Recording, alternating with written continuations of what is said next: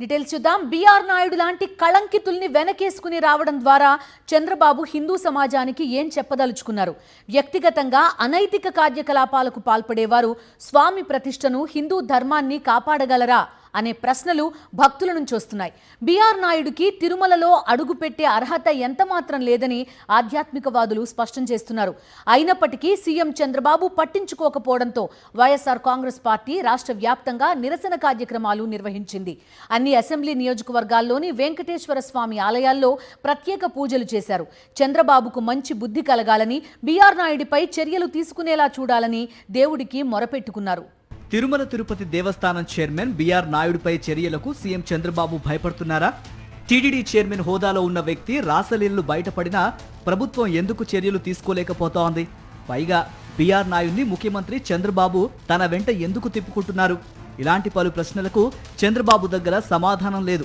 దాంతో తిరుమల పవిత్రతను కాపాడుకోవాలనే లక్ష్యంతో బీఆర్ నాయుడుపై చర్యలు తీసుకోవాలని డిమాండ్ చేస్తూ రాష్ట్ర వ్యాప్తంగా నిరసనలు తెలియజేశారు వైఎస్ఆర్సీపీ నేతలు. స్థానిక వెంకటేశ్వర స్వామి ఆలయాల్లో పూజలు చేసి చంద్రబాబు ప్రభుత్వానికి మంచి బుద్ధిని ప్రసాదించాలని కోరుకున్నారు. టీటీడీ చైర్మన్ అయిన రోజు నుంచి జరుగుతున్నటువంటి దాష్టికాలు, కొండకు జరిగే అపచారాలు అన్నీ ఇన్నిగావు.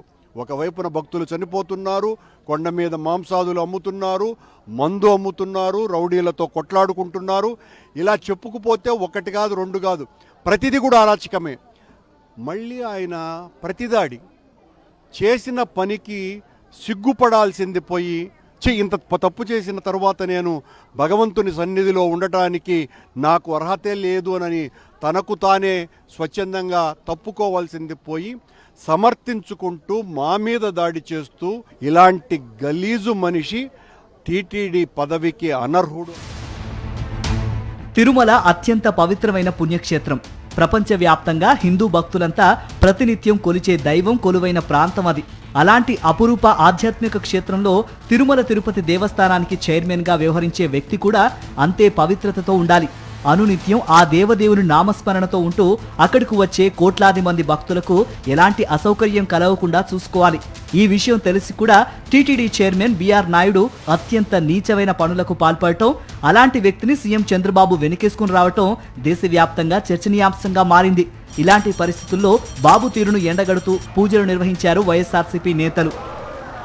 టీటీడీ చైర్మన్ ఆయన యొక్క సద్గుణాలు, సకల గుణాలన్నీ కూడా బయటపడినా కూడా అతని పైన చర్యలు తీసుకోకపోవడము, నిస్సిగ్గుగా నిర్లజ్జగా చంద్రబాబు నాయుడు గారు వ్యవహరిస్తున్నటువంటి వైనాన్ని కూడా ప్రజలు గమనిస్తున్నారు.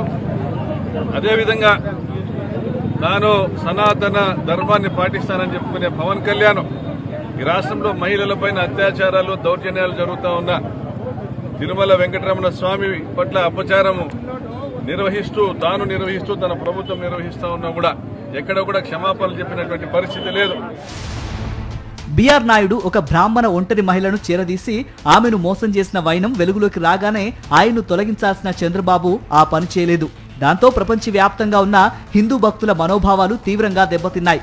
ఈ నేపథ్యంలో రాష్ట్ర వ్యాప్తంగా టీటీడీ చైర్మన్ బీఆర్ నాయుడిని తొలగించాలంటూ భారీ ఎత్తున నిరసన కార్యక్రమాలు నిర్వహించారు వైఎస్ఆర్సీపీ నేతలు. తిరుమల మహాప్రసాదం లడ్డూపై చంద్రబాబు చేసిన నీచమైన వ్యాఖ్యలు ప్రపంచవ్యాప్తంగా తీవ్ర కలకలం రేపాయి. తప్పుడు కూతలు కూసిన వారందరూ క్షమాపణలు చెప్పాలనే డిమాండ్ ప్రపంచవ్యాప్తంగా వినిపిస్తోంది. ఆ మంటలు ఇంకా చల్లారక ముందే టీటీడీ చైర్మన్ బీఆర్ నాయుడి రాసలీలల వీడియోలు ఫోటోల రూపంలో వెలుగులోకి వచ్చాయి. ఆ వీడియోలు బయటకు వచ్చాకైనా బీఆర్ నాయుడు సిగ్గుతో తలదించుకుని చైర్మన్ పదవికి రాజీనామా చేసి ఏడుకొండలు దిగి వెళ్లిపోవాల్సింది. కానీ ఎంత మాత్రమూ సిగ్గు ఎగ్గు లేకుండా ఆయన ఏడుకొండల మీదే తిష్టవేశాడు. సీఎం చంద్రబాబు ఆయనపై ఎలాంటి చర్యలు తీసుకోలేదు. ఒక్క మాటలో చెప్పాలంటే ఆయన్ను వెనకేసుకొస్తున్నాడు కూడా. ఈ నేపథ్యంలో బీఆర్ నాయుడుపై చర్యలు తీసుకోవాలని మరోమారు గట్టిగా డిమాండ్ చేస్తూ శనివారం నాడు అన్ని వెంకటేశ్వర స్వామి ఆలయాల్లో ప్రత్యేక పూజలు చేశారు వైఎస్ఆర్సీపీ నేతలు.